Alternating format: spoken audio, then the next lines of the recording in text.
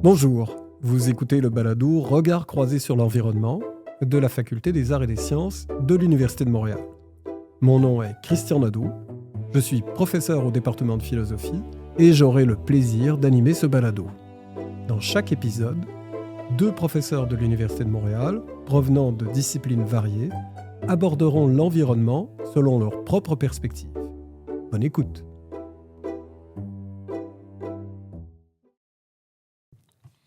Bonjour, aujourd'hui nous recevons Michael Delay du département de chimie et Laurence Bérère du département de sciences politiques. Alors, comme à l'habitude dans notre émission, ce que je vous propose avant d'entrer dans la discussion, c'est tout simplement de vous présenter et de nous expliquer votre lien, que ce soit au niveau de la recherche ou de l'enseignement, ou de vos activités scientifiques quelconques, avec la question environnementale. Donc, nous allons commencer par Laurence. Oui, merci de me recevoir. Donc, moi, je suis professeure en administration et politique publique et je m'intéresse en fait à la démocratie participative et à la démocratie locale. Je dirais que mes recherches sont un peu au croisement de 3 champs d'études, donc les innovations démocratiques, l'engagement politique, l'action collective, puis finalement, la politique urbaine, études urbaines, en fait. En général, ce à quoi je m'intéresse, en fait, c'est vraiment aux procédures de démocratie participative. Donc, comment est-ce qu'on fait parler les gens ensemble, comment est-ce que ça influence la décision publique. Donc, tout le design, en fait, de ces procédures de participation, puis de voir, en fait, comment ça se développe comme champ de pratique. C'est-à-dire, par exemple, j'ai eu des études sur les professionnels de la participation, donc ces gens qui animent, qui facilitent ces espaces de participation, parce qu'on a bien vu que depuis 20 ans, 30 ans, il y a un développement assez important de ces dispositifs-là.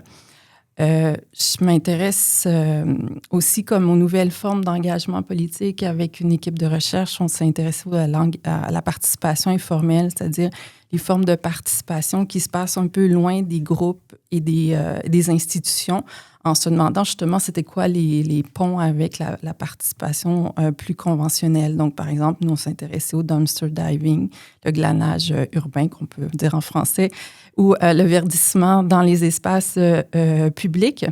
C'était un peu de voir quelles sont les motivations, puis c'est quoi l'articulation avec les participations plus conventionnelles. Donc, tout ça pour dire, en fait, que les préoccupations environnementales, en fait, pour moi, ont toujours été plutôt en périphérie de mes recherches, en fait. C'est toujours été là parce que, par exemple, la démocratie participative, souvent, c'est issu, en fait, du domaine environnemental, de citoyens qui se sont mobilisés pour demander plus de transparence, pour demander plus de participation, d'influence dans la décision publique. Donc, ce qui fait que quand j'étudie ça, j'étudie en fait des gens qui travaillent sur l'aménagement du territoire, sur les questions environnementales, sur l'urbanisme, etc. Et la même chose pour l'engagement politique. En études, comme c'est beaucoup sur terrain municipal, terrain urbain, il y a cet enjeu-là, en fait, ça se pose toujours, en fait. Et donc, c'est vraiment récemment que j'ai décidé de l'amener plus au centre de ce que je fais maintenant, en fait. Ce qui fait, entre autres, qui a amené, entre autres, à maintenant être co-titulaire de la chaire Trottier en transition énergétique, gouvernance et participation, qui est comme une chaire qui est avec Polytechnique et HEC, donc avec mon collègue Michael Kummer de Polytechnique et Emmanuel Roffray de HEC. Et là où j'ai décidé un petit peu de reprendre ces mêmes thèmes, vraiment de les amener sur le champ de la transition socio-écologique. Donc, par exemple, en ce moment, j'ai commencé un projet de recherche sur les institutions pour les générations futures. C'est se demander comment est-ce qu'on peut amener une préoccupation pour les générations futures dans les décisions publiques, en fait, en tant que telles. Donc, toujours le thème des innovations démocratiques, de la démocratie participative, mais avec une préoccupation plus affirmée pour cette question de la transition socio-écologique. Merci. Michael? Oui, bonjour. Merci d'abord de l'invitation à participer à ce balado. Donc, moi, je suis professeur titulaire au département de chimie, également titulaire d'une chaire de l'Institut Courtois. Donc, mes activités, elles portent plus sur le stockage de l'énergie et les matériaux, notamment pour les batteries. Donc, les batteries actuelles, mais également les batteries de nouvelles technologies. Donc, nos activités, elles vont très larges, puisqu'on va de la conception des matériaux.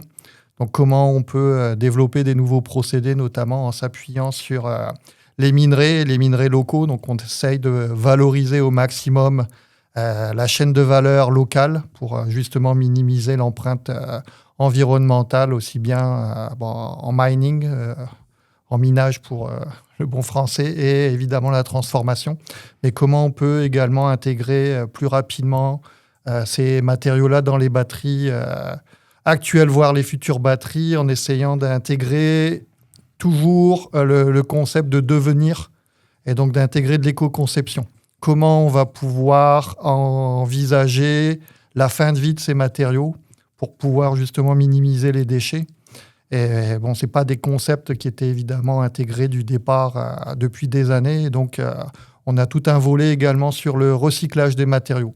Mais recyclage, pas pour recycler, recyclage pour être certain que recycler génère moins de déchets dans l'environnement que justement aller à la mine directement. C'est comment on peut transformer justement ce qu'on appelle la mine urbaine comme une source d'approvisionnement pour pouvoir faire les batteries de demain, les batteries de nouvelle génération. Donc on travaille vraiment beaucoup dans ce domaine-là, et c'est un peu par conviction que je me suis même lancé dans ce domaine de recherche. Je voulais avoir mon empreinte sur l'électrification, sur comment on pouvait minimiser les gaz à effet de serre. Et c'est comme ça que toute l'activité tourne autour des activités de l'environnement. Et juste, je sors un peu du scénario prévu, mais parce que vous dites que ce genre de considération n'était peut-être pas à l'origine, c'est-à-dire que lorsqu'on a commencé à travailler dans le domaine qui est le vôtre, des considérations qui étaient par exemple sur que ce soit le fait qu'il y ait moins de déchets n'étaient pas nécessairement présentes au départ. C'est ça, c'est comme toute technologie. Il y a, à mon avis, pas beaucoup d'innovations technologiques qui, il y a 20 ans, 30 ans, 40 ans, se disaient « Ok, je vais utiliser ces technologies-là, et finalement, quand elles sont plus utilisables, qu'est-ce que j'en fais ?» C'est pour les batteries, mais c'est pour beaucoup d'autres applications. Donc, il y a vraiment un changement de paradigme dans la science sur ces enjeux particuliers. Parce qu'il y a des contraintes également. On est toujours un peu en retard en Nord-Amérique, mais l'Europe donne vraiment beaucoup d'orientation au niveau législation, etc., sur combien de pourcentage de matériaux recyclés on doit intégrer dans les batteries de demain. Donc, les quantités de matière dans les batteries de demain, on va passer bientôt, si je ne me trompe pas, de 8 à 20%. Donc, il faut que les nouvelles batteries qui vont être faites intègrent une vingtaine de pourcents de matériaux issus du recyclage. D'accord. Pour justement minimiser la quantité de déchets. Et ça intègre, ça oblige les chercheurs et puis évidemment les industriels après à intégrer justement ces concepts de fin de vie.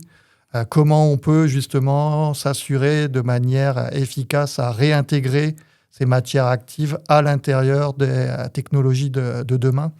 Et ça, c'est pas des choses qui existaient il y a une vingtaine, il y a une trentaine d'années. On doit faire avec ce qu'ils nous ont donné, mais en essayant de faire mieux pour les générations futures. Laurence, est-ce que vous diriez que vous-même, la discipline, votre propre discipline, là, peut-être que je vous demande de parler au nom de votre discipline, ce qui peut paraître toujours un peu étonnant, là, mais c'est un peu le but de l'échange. Est-ce que vous diriez vous-même que votre propre discipline a, disons, ou en tout cas dans le cadre de recherche qui est le vôtre, a évolué au cours des années sur ces enjeux-là? Est-ce qu'il y a des choses qui sont beaucoup plus visibles dans la recherche aujourd'hui qu'elles l'étaient, par exemple, il y a, je sais pas, disons une vingtaine d'années?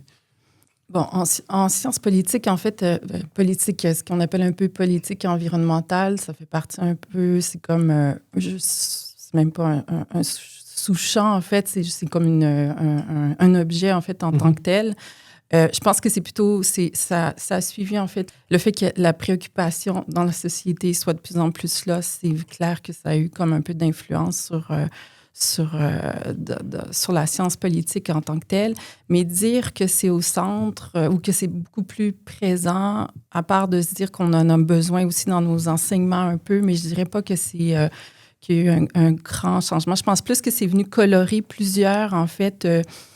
sous-discipline de la science politique où, en fait, cette question-là s'est ajoutée, en fait, selon on est. Puis je le vois juste sur des questions, par exemple, juste quand on pense aux municipalités, en fait, qui est une partie de la politique urbaine. En fait, juste la question municipale, en fait, avant, on associait juste ça à la bonne gouvernance, alors qu'aujourd'hui, il y a vraiment comme une façon de voir complètement les municipalités comme étant, surtout ici au Canada, comme étant l'importance qu'elles peuvent avoir dans le domaine environnemental. C'est-à-dire qu'on voit leurs compétences comme ayant un effet sur ces questions-là, alors qu'avant, on les voyait plutôt dépolitisées. Alors que maintenant, il y a vraiment une politisation plus importante, ce qui fait aussi que je dirais qu'il y a une préoccupation plus importante aussi des étudiants qui s'intéressent, par exemple, au développement durable, vont penser qu'il faut qu'ils suivent un cours en politique urbaine, en fait.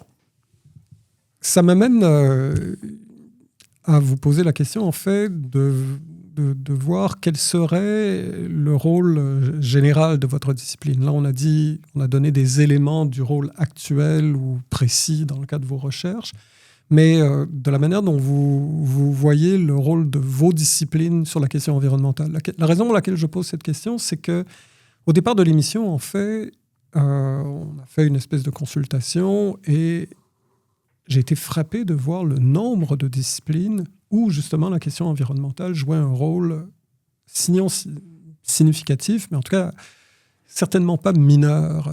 Et l'exemple que j'ai en tête, c'est mathématiques. Je n'avais pas pensé en fait au départ que mathématiques, il y aurait des gens qui sont en mesure de faire un travail sur les questions environnementales, alors que c'est le cas. Mais celle-là, c'est vraiment mes billets, mes limites, si vous voulez.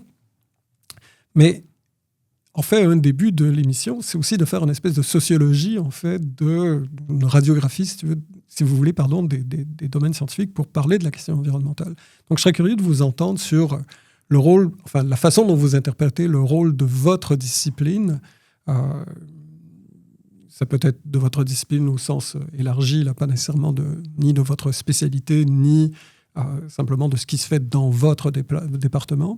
Mais par rapport à la question environnementale, on peut peut-être commencer par vous, Michael. Oui, comme je l'ai présenté préalablement, nous, au niveau du stockage de l'énergie, évidemment, on considère qu'on a un rôle crucial, notamment juste avec ce qu'on entend pour l'électrification.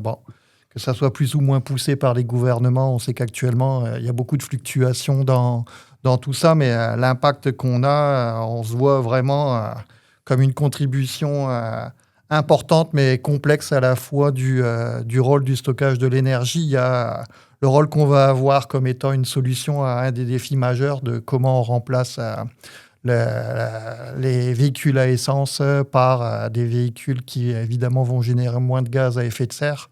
Mais il y a en même temps tous les défis rattachés à l'impact environnemental qu'ont la fabrication de ces véhicules électriques qui représente à lui tout seul un objet crucial d'étude, mais qui est extrêmement compliqué à pouvoir étudier dans son ensemble, puisqu'il faut évidemment considérer la contribution qu'on a en partant de la mine jusqu'à la fabrication de la batterie.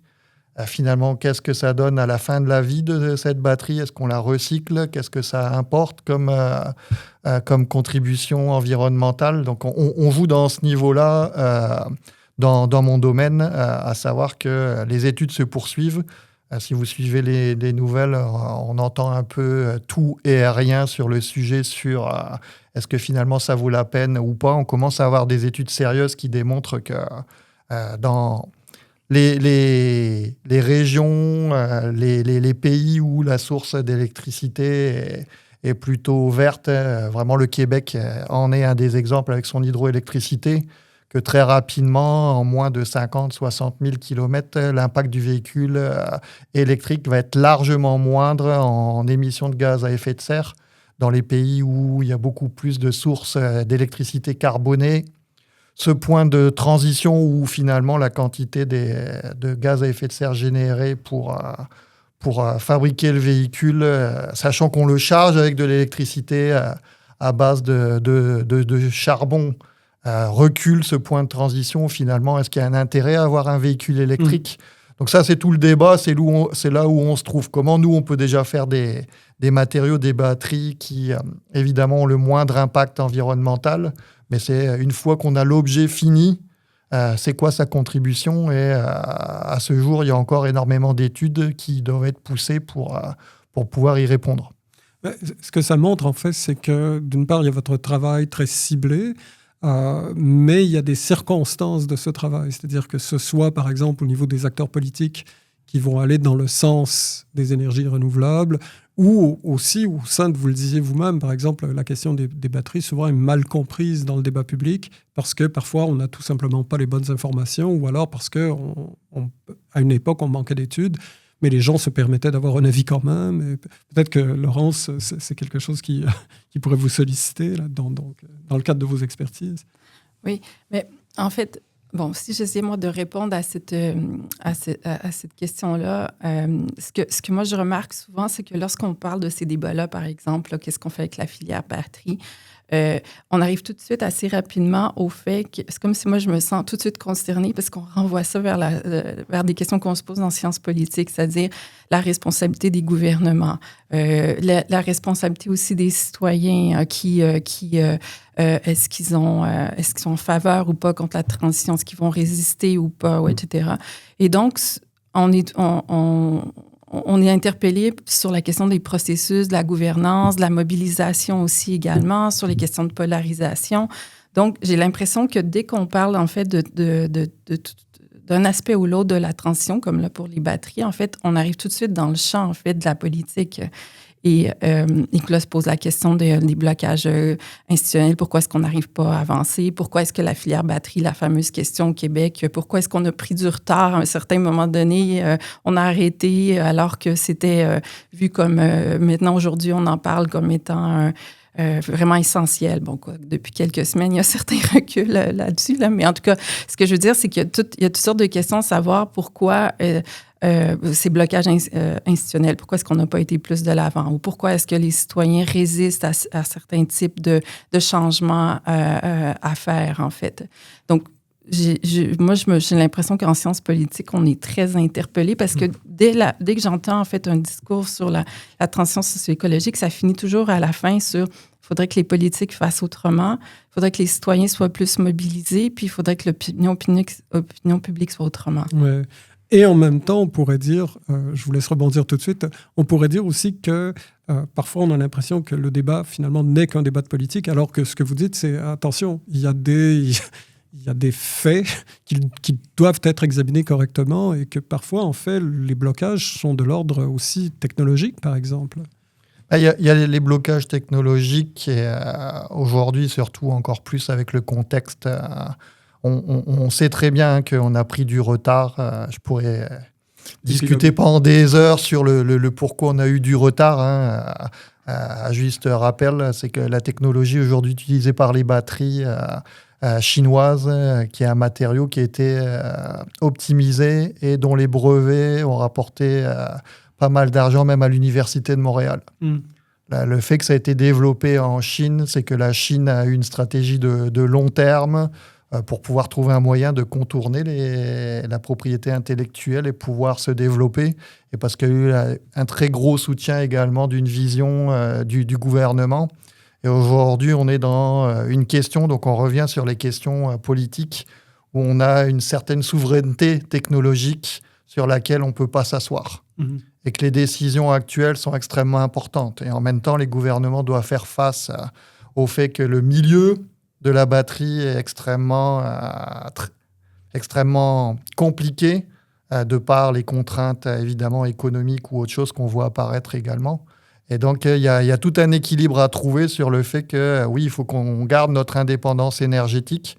On pourrait discuter longuement de est-ce qu'il faut faire venir les véhicules électriques chinois qui ne coûtent pas cher, mais quand ils vont être les seuls au monde à continuer à vendre des véhicules électriques, est-ce qu'on a envie d'être dans cette situation-là où ils pourront multiplier le prix par 3, 4 et en même temps, le citoyen qui essaye de comprendre où on met son argent, sachant qu'on a d'autres défis aujourd'hui avec évidemment l'impact de l'environnement. On sait que l'environnement va impacter la santé, on va dire mentale, la santé évidemment respiratoire ou autre des individus. Donc il y a toute cette question-là où je pense le public n'est pas encore bien sensibilisé sur l'intérêt qu'on a de se positionner sur ces sujets, et puis de prendre des décisions parfois qui ne sont pas forcément bien claires pour eux de comprendre. Et c'est là où on a notre rôle également à jouer. Oui, d'ailleurs, ce rôle, en fait, parce que, là, on a des considérations qui sont encore, pour l'essentiel, des considérations de type politique, mais il doit y avoir aussi un rôle, j'imagine, d'expliquer, en fait, par exemple, qu'est-ce que ça veut dire, une batterie électrique? Les gens comprennent de façon intuitive, parce que, tout le monde a utilisé des batteries à un moment ou à un autre, mais là, on parle quand même de quelque chose d'autre. Là. C'est quand même pas tout à fait le même concept que la batterie que tu mets dans ta lampe de poche, par exemple. Non, du tout. C'est surtout qu'on veut encore un coup, électrifier beaucoup de choses. Hein. Si vous regardez, moi je suis de la génération qui a connu les premiers ordinateurs. Regardez où on est rendu aujourd'hui avec nos cellulaires. Mon premier cellulaire, il fallait presque un sac à dos pour pouvoir le porter. Il fonctionnait 1 heure. Et puis finalement, je ne pouvais pas envoyer de texto, aller sur Internet avec, qui existait à la limite même pas encore réellement à tous les jours. Donc aujourd'hui, on demande toujours de plus en plus de choses qui puissent fonctionner en mode autonome et qui durent de plus en plus longtemps, hein, qui ne crise pas le matin ou en soirée parce que justement son téléphone n'a plus suffisamment de batterie pour pouvoir faire ce qu'on voulait faire. Donc, on est loin des premières technologies. Et donc, ça, c'est sûr et certain que ça demande de l'explication pourquoi on est arrivé à ce niveau de sophistication et les efforts que ça demande pour continuer à innover, pour pouvoir être compétitif. Oui, c'est ça, parce que les gens ne comprennent pas nécessairement que ce progrès-là n'est pas simplement une question de... C'est pas comme si on demande un progrès technologique et puis du jour au lendemain, il suffit d'avoir la volonté et ce progrès va apparaître. Je me souviens d'une discussion avec Yoshua Bengio où il disait bon nombre des éléments des développements en intelligence artificielle, nous ne les avions pas prévus, en fait. Les endroits où on pensait que ça allait aller très vite, ça va très lentement, et des endroits où on pensait que ça allait aller vraiment, que ça allait prendre un temps fou, nous y sommes déjà. Donc j'imagine que vous êtes confrontés au même scénario, en fait. La science n'est pas nécessairement prédictible, c'est ce que je veux dire. On arrive à orienter par une meilleure compréhension où on veut aller, mais ce qu'il faut comprendre, c'est que sur des technologies de pointe comme celle-là, ça demande, surtout quand on veut arriver au niveau industriel, une haute sophistication de production. Et la mise à l'échelle de ce que je peux trouver aujourd'hui dans mon laboratoire jusqu'à l'arrivée des premiers prototypes sur le marché, c'est généralement 10 à 15 ans. Et donc, c'est là l'écart où, justement, il faut que le citoyen soit également au courant que, il y a la partie recherche, mais que toute la partie mise à l'échelle pour arriver à de la production, c'est des délais extrêmement importants. Et on prendra l'exemple de Northvolt. Oui, on a fait venir une compagnie qui faisait une technologie en Suède, mais réussir à l'implanter ici avec, évidemment, construire la compagnie, commencer la production ou autre chose, ce n'est pas quelque chose qui se fait en claquant des doigts. Il y a obligatoirement des défis à relever. Et donc ça fait partie des choses qui peuvent engendrer justement des retards pour monsieur et madame tout le monde de se dire on fait venir quelque chose qui fonctionnait très bien à la limite en Suède, pourquoi on n'est pas capable de le faire ici? Mais parce qu'il y a toujours des défis, c'est des technologies extrêmement sensibles de fabrication et qui demandent évidemment du temps à pouvoir se mettre en place, même si on déplace quelque chose. Donc je vous laisse deviner si c'est quelque chose qui n'est pas encore en place et qu'il faut venir l'amener au niveau industriel. Et ça a toujours un délai extrêmement important. C'est-à-dire qu'il y a comme en fait une forme de pédagogie de la technologie à faire, parce qu'on n'arrête pas. Les politiques ou les discours en généralement sur la transition actuellement sont tout axés sur le fait, beaucoup je dirais, sur le fait que si on fait de l'innovation technologique, on va être capable de décarboner notre économie, etc. Mais si on voit juste la question du temps, de la temporalité dans ce que vous venez de dire, on voit bien que ça ne peut pas être la seule solution. Il y aura toujours un décalage. Donc, il y a même une vision, je dirais, court terme, s'appuyer déjà sur les choses qui existent. Et tout en gardant... Je reviens tout le temps sur l'histoire d'innovation, de souveraineté technologique. C'est qu'on peut avoir besoin de technologies qui sont aujourd'hui déjà disponibles et qu'il suffit de transposer. Quand je dis suffire avec les défis que ça impose, de pouvoir ramener quelque chose d'un site à un autre. Mais il y a également comment on va pouvoir se démarquer, quelle technologie on va pouvoir avoir qui va nous permettre de garder notre avance, voire littéralement de se démarquer. Et c'est à ce niveau-là que justement les gens ont généralement du mal à cerner le défi que ça représente, sachant qu'en plus, on passe généralement d'une découverte en laboratoire à la création d'une start-up qui doit après traverser la vallée de la mort pour réussir à faire tout son développement. Et c'est toute cette stratégie-là qu'il faut que même, à la limite, le citoyen comprenne qu'il y a un risque. Quand vous investissez dans une start-up, il y a obligatoirement du risque. Les gouvernements, via Investissement Québec ou autres, peuvent se positionner vis-à-vis de ça. Il faut juste être conscient également que l'échec existe. Si toutes les start-up arrivaient sur le marché de la production, ça serait évidemment l'idéal pour tout le monde. Et puis, on aurait peut-être plus de personnes qui voudraient se lancer dans ce milieu-là. Mais on a évidemment un taux d'échec. Et malheureusement, on parle souvent de ce qui n'a pas fonctionné, mais on ne parle pas trop de, justement, qu'est-ce qui passe à travers.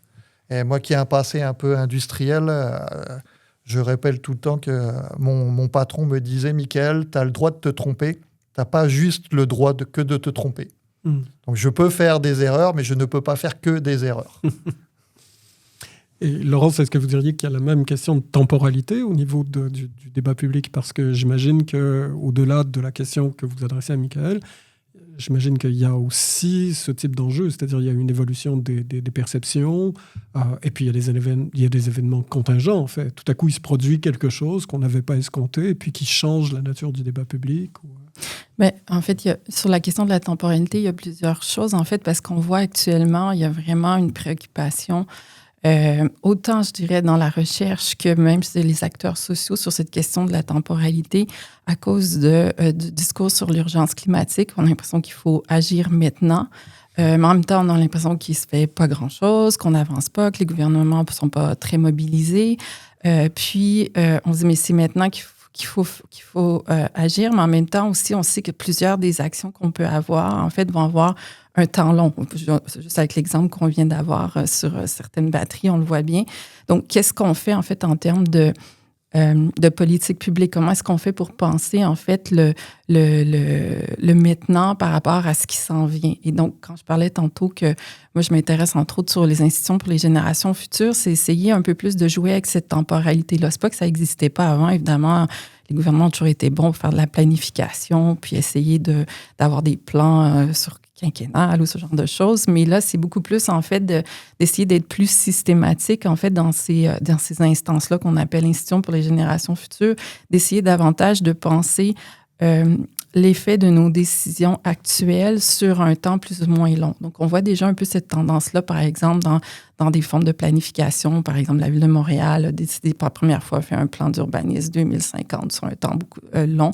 Mais il y en a qui vont dire qu'il faudra aller encore beaucoup plus loin, en fait, pour être capable de mieux anticiper. Ce qui fait qu'on développe aussi en politique publique toutes sortes d'instruments, par exemple de prospective, etc., pour essayer de penser, scénariser davantage, en fait, cette question de la temporalité.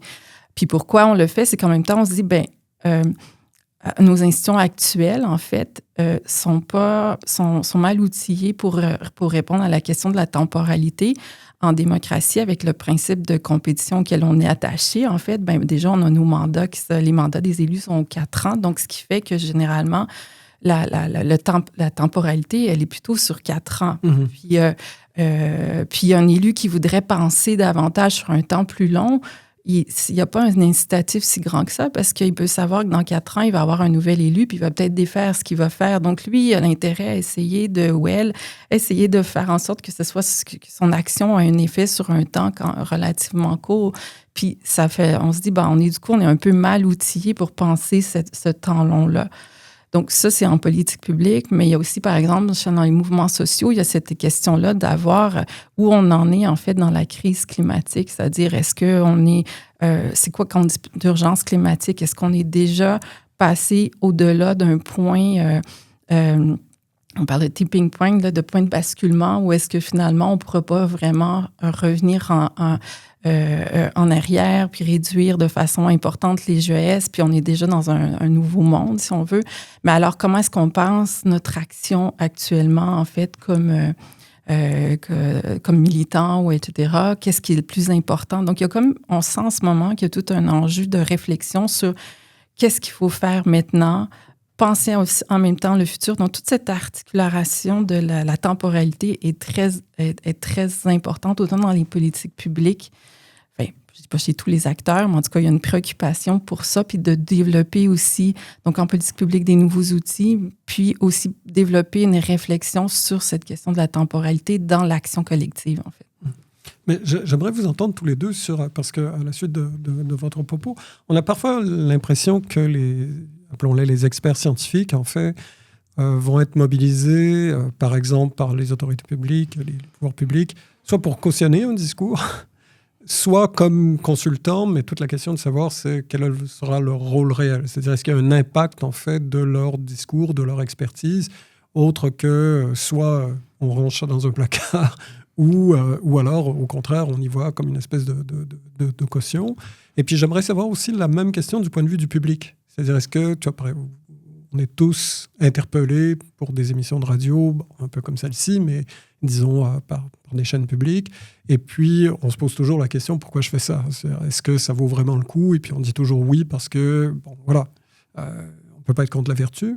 Il y a des moments où la question on se pose, c'est est-ce que vraiment ça a une incidence dans le débat? Est-ce qu'on croit encore que le rôle, en fait, de la science, et en particulier dans vos disciplines, bien entendu, mais va avoir un rôle réel? Donc, je serais curieux de vous entendre sur ces deux paliers-là, que ce soit au niveau, disons, de la démocratie représentative, si vous voulez, au niveau, sur les élus ou les autorités publiques, et dans le discours public. Peut-être qu'on peut commencer par Michael. Et puis...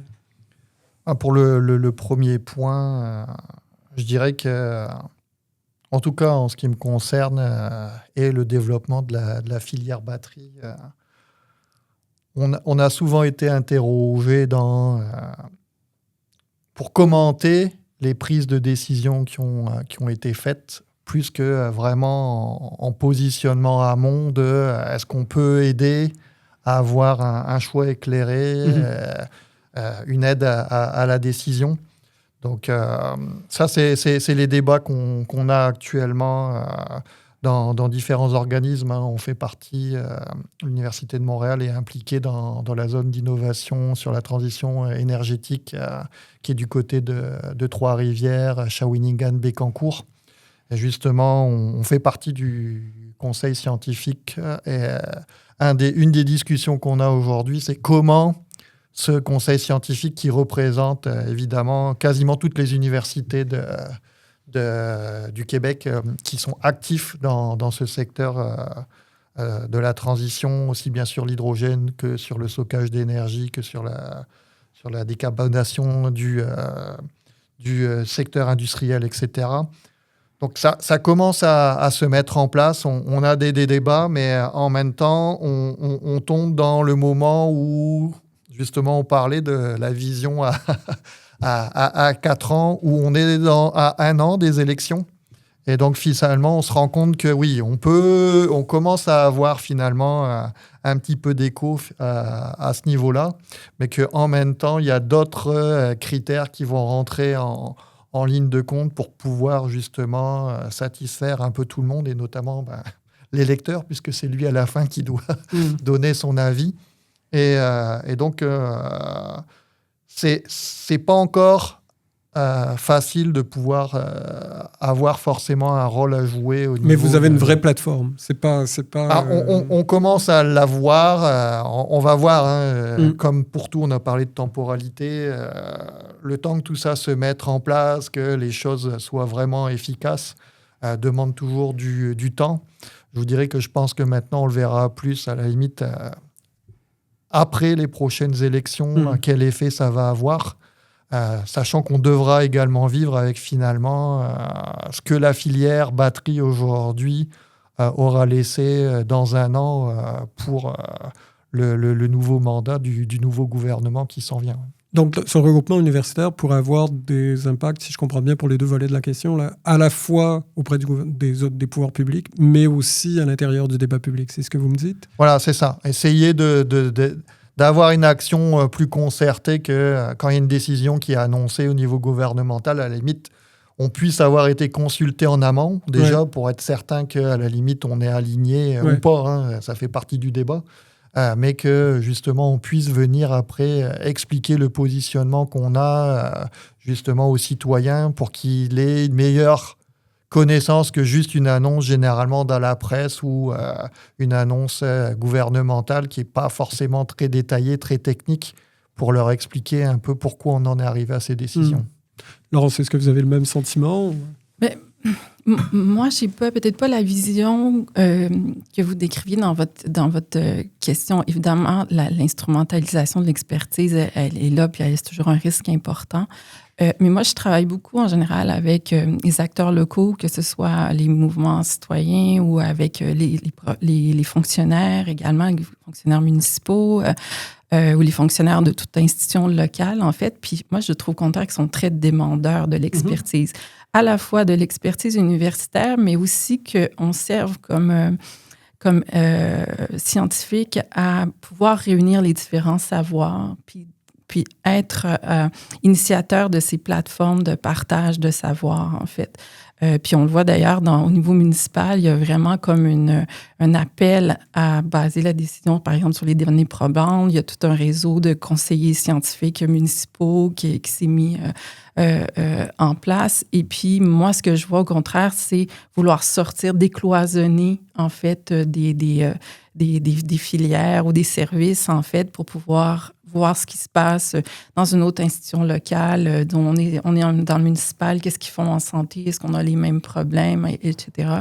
Donc, à ce niveau-là, qu'au niveau professionnel, moi, je vois plutôt au contraire pas du tout d'instrumentalisation. Mais j'ai peut-être sans doute fait exprès de choisir ce niveau-là parce qu'il y a une perméabilité, puis c'est clair qu'il y a un accès beaucoup plus facile à la proximité qui vient des institutions locales, en fait. C'est pas pour rien que j'ai choisi plus cet échelon-là qui me donne... où je pense qu'effectivement, l'accès est plus facile, en fait, en tant que tel. Sur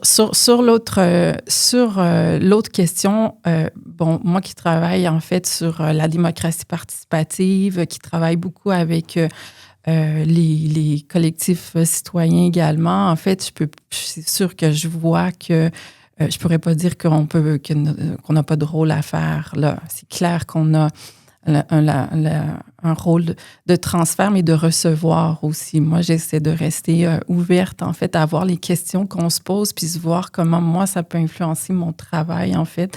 Puis, amener soit des questions de recherche, soit amener des événements où on va pouvoir réfléchir à cette question-là collectivement ensemble, en fait.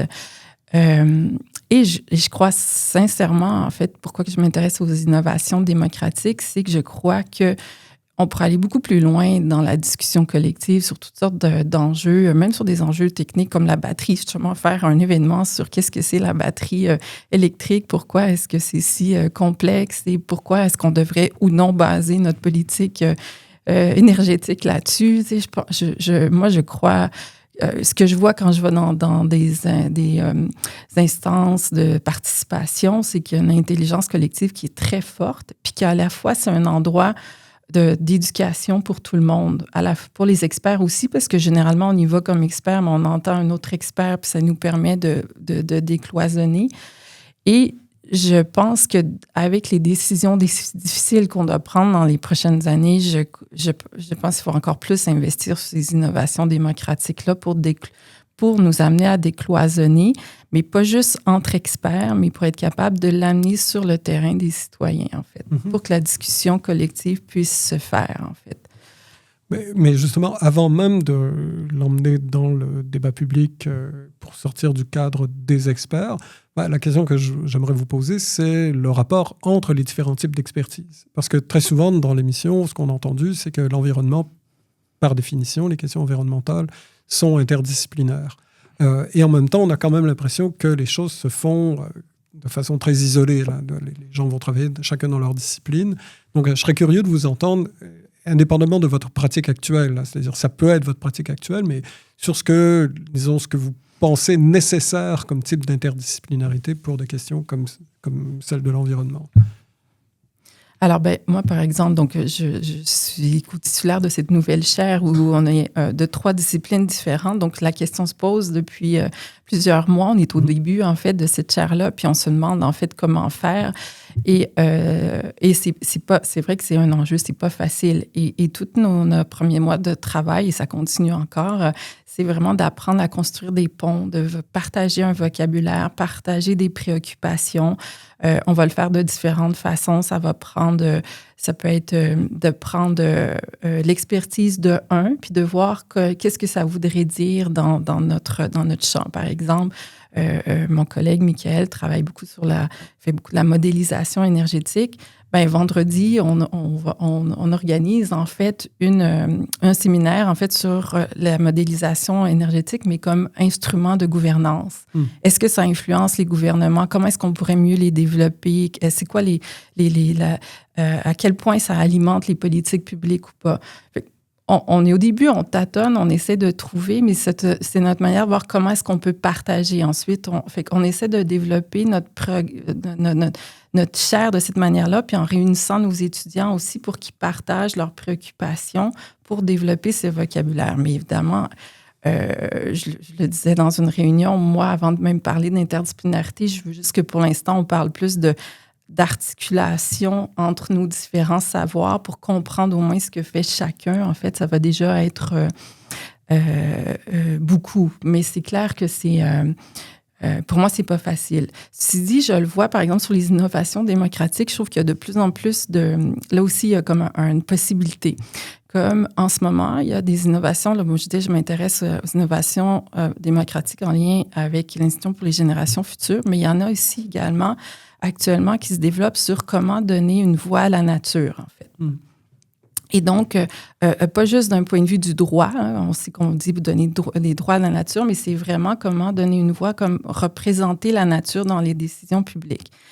Et plus je creuse ce dossier-là, plus je me rends compte, en fait, que ça demande vraiment oui, évidemment, de connaître les processus, oui, de comment faire participer les citoyens, aller chercher les experts, mais ça demande aussi de pouvoir se demander comment, par exemple, toutes des questions en lien sur la biologie, le fonctionnement écosystémique, comment est-ce qu'on parle des différentes espèces, de leur interaction, de comprendre cette interaction entre les espèces-là, qu'on ne pourra pas... on est obligé de les croiser. Puis je trouve que c'est un beau défi, en fait, d'arriver à construire ces ponts-là, mais à travers un dispositif de participation qui est fait pour nous amener à réfléchir à sortir, en fait, de l'exceptionnalisme humain comme en se voyant au centre de tout, mais au contraire de comprendre ces interactions-là. Mais là, du coup, ça force un peu à construire ces ponts-là avec d'autres disciplines, en fait. Oui, puis ce qui est intéressant, c'est que parfois, lorsqu'on évoque ce mot, qui est parfois un mot valise, interdisciplinarité, c'est comme si chaque personne devait être elle-même l'interdisciplinarité, alors que là, ce que vous présentez, c'est le contraire, en fait. C'est plutôt une forme de modestie sur le plan épistémologique. Donc, Michael? Je rejoins. Moi, je suis plus sur le volet technique des choses, évidemment. Mais il doit y avoir beaucoup de collaboration néanmoins. C'est ce que j'allais dire, c'est que je prends toujours l'exemple le concret, puisque, comme je vous ai dit, on a la demande. Hein. Les gens qui travaillent avec nous pour les générations de batteries futures, c'est on veut un véhicule qui aille toujours le plus loin possible, qu'on recharge en 15 minutes. Et c'est ce que je dis tout le temps, c'est que les solutions techniques, si on se donne les moyens, peuvent être trouvées. Mais à la fin, les discussions qu'on n'aborde pas, et là je rejoins un peu certains commentaires, c'est est-ce qu'on n'a pas un travail à faire au niveau de l'utilisateur de la technologie? Pas au niveau de la technologie, mais au niveau de l'utilisateur de la technologie. Tout le monde veut évidemment faire comme aujourd'hui, une recharge tous les 400, 500, 600 kilomètres. Mais pour un véhicule électrique, est-ce qu'on ne doit pas préparer psychologiquement les utilisateurs au fait qu'ils vont devoir revoir leurs habitudes Et finalement, quand vous prenez monsieur et madame tout le monde, un véhicule qui ferait 50 km par jour, que le soir vous rentrez, vous le rechargez à nouveau, finalement est largement suffisant. C'est juste que dans notre manière de raisonner, nos habitudes, on n'est pas habitué à passer à la station-service pour remettre de l'essence pour faire 50 km. Sinon, c'est qu'on a un problème ailleurs dans le véhicule. Et tout ça, c'est finalement dépasse à la limite ce que moi, je suis capable de faire. Je peux expliquer les limites, comment les choses techniques vont fonctionner, qu'on peut toujours trouver une solution. Mais à la fin, finalement, c'est l'utilisateur et c'est là où, à la limite, un peu plus d'interdisciplinarité, discuter avec les gens pour pouvoir justement faire une formation plus de l'utilisateur du véhicule électrique que finalement, c'est quoi, même une batterie à l'intérieur du véhicule électrique serait utile. Et c'est le genre de débat que finalement, on a très, très rarement l'occasion d'avoir, parce que, comme vous avez dit, on est chacun dans nos domaines très spécifiques. J'ai aucun problème à travailler avec les gens de l'environnement pour analyser les déchets de mes batteries, pour, en physique, comment améliorer certains procédés ou autre chose. Mais c'est vrai qu'il y a certains secteurs avec lesquels on n'a vraiment pas trop d'interaction et qui apporteraient énormément, mais pour notre manière de fonctionner dans les années à venir, avec la nécessité de l'électrification du véhicule, par exemple. Ça m'amène peut-être à une dernière question, en fait, qui est encore une fois en 2 volets, je m'en excuse. C'est justement toute cette question de l'interdisciplinarité liée aux enjeux environnementaux. Bon, vous le disiez, ce serait souhaitable qu'il y ait davantage d'interactions. Ça nous amène à nous poser la question de comment on vit cette question au sein d'un contexte universitaire. C'est-à-dire, est-ce que l'université...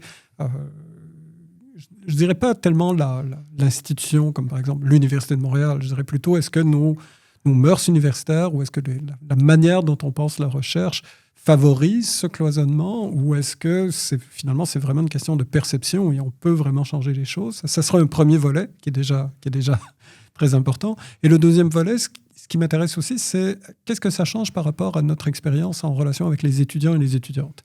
Est-ce que finalement, ça ne nous amène pas aussi à avoir une réflexion plus large sur la formation étudiante? Parce que, comme vous le disiez, ce qui est vrai pour les chercheurs, c'est vrai aussi pour les étudiants et les étudiantes. C'est-à-dire qu'ils vont se retrouver, par exemple, vos propres étudiants n'iront pas nécessairement suivre des cours de Sciences Po et les étudiants en sciences politiques n'iront pas nécessairement suivre des cours de chimie. Ce qui peut se comprendre. Il y a des limites, si vous voulez, à demander des voies de traverse qui deviendraient artificielles. Et en même temps, on trouve que c'est un peu dommage. C'est-à-dire que parfois, en fait, bon, nous, le cas de figure, c'est par exemple philosophie de la biologie, où des gens vont travailler en philosophie de la biologie, mais on s'attend à ce qu'ils aient aussi une formation en biologie. La même chose, on a des collègues en philosophie de la physique. Leurs étudiants, forcément, ont des bases très importantes en physique, sinon ils ne pourraient pas faire le travail de philosophie qu'ils doivent faire. Alors, moi, mon point de vue là-dessus, c'est sûr que comme je suis en politique urbaine, en fait, donc déjà, je baigne dans les études urbaines qui sont interdisciplinaires, en fait, depuis le début de ma carrière. Et j'ai vraiment pris ce chapeau. Ça a été pour moi, très porteur, en fait, en plus au Québec, il y a le réseau Ville-Région-Monde, en fait, qui est un des réseaux stratégiques les plus anciens, là, qui est financé par la FRQ, est arrivé à peu près au moment où moi, je commençais ma carrière. Donc, moi, ça a été vraiment très important. Fait que j'ai été très au contact des autres disciplines, je dirais, qui sont plus... peut-être moins en sciences, c'est ça qui est un peu l'enjeu. Je trouve que c'est là qu'il y a le mur, en fait, parce que, alors oui, avec des gens qui sont en la faculté d'aménagement, en histoire, en géographie, en architecture, etc. Mais c'est vrai qu'en sciences, c'est plus... là, on sent je sens bien qu'il y a un mur. Mais c'est clair que moi, ça a beaucoup influencé ma façon de concevoir les cours, aussi essayer d'être une ressource, en fait, dans mes cours pour les étudiants qui viennent d'autres disciplines qui sont dans mes cours, parce que moi, j'ai toujours des étudiants qui viennent d'ailleurs, puis d'essayer de valoriser leur savoir, surtout quand on est aux études supérieures, séminaire de maîtrise ou de doctorat, de profiter de cette interdisciplinarité pour que quand on regarde une question, leur demander, mais vous, bon, je sais que vous venez comment est-ce que vous posez cette question-là? Est-ce que c'est de la même manière, etc.? Donc ça, moi, j'ai essayé de le développer. Mais de là à dire que je prendrais le chapeau de l'interdisciplinarité, c'est quand même assez... on dirait que c'est assez exigeant comme chapeau, fait qu'on n'ose pas le mettre, en fait. Hein, sans doute, peut-être qu'on est... Enfin, c'est pas si facile, en fait. Mais donc, pour moi, à cause des études urbaines, je trouve que ça m'a aidé aussi. Que ce soit aussi, par exemple, dans mes textes, en fait, que j'enseigne, en fait, il n'y a jamais juste de la science politique. Puis d'ailleurs, je suis certaine que mes collègues en sciences politiques, c'est la même chose aussi. On n'est jamais juste dans notre domaine. Mais moi, ce que j'essaie aussi d'essayer de le penser, je crois que aussi ce qui est assez structurant, vous parliez là, en philosophie de la biologie, etc. Mais donc là, c'est plus au niveau du cours, mais je pense que les programmes qui sont interdisciplinaires aident beaucoup. Mm-hmm. Moi, je trouve que j'y crois vraiment beaucoup. En fait, c'est pas nécessairement toujours facile pour les étudiants, par contre. Mm-hmm.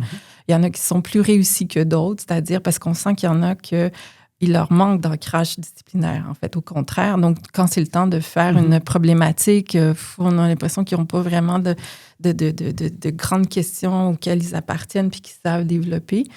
Mais il y en a d'autres qui sont plus réussis, puis où est-ce que ça fonctionne bien, puis ça permet un croisement. Mais donc ça, moi, j'essaye d'avoir un rôle là-dedans, en fait. Pour moi, c'est important, en fait, dans l'enseignement, puis d'accueillir ces étudiants qui ne viennent pas de ma discipline dans ces cours. C'est vrai que c'est à la limite plus facile de concevoir un programme, par exemple, philosophie et sciences politiques, pour prendre un cas que je connais bien, et disons, philosophie et sciences naturelles. Alors que il n'y a pas de raison forte. Je vois les défis que ça représente, mais ce serait quelque chose de tout à fait plausible. Michael ? Oui, moi je rejoins l'interdisciplinarité et c'est de plus en plus encouragé de toute manière dans nos domaines. Hein. Vous prenez les appels thématiques pour la zone d'innovation de la vallée de la transition gérée par le FRQ.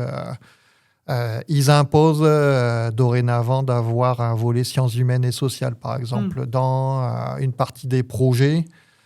Donc, ça, c'est des choses qu'on voit. Le CRSNG a quelques appels également où ce volet-là doit être intégré.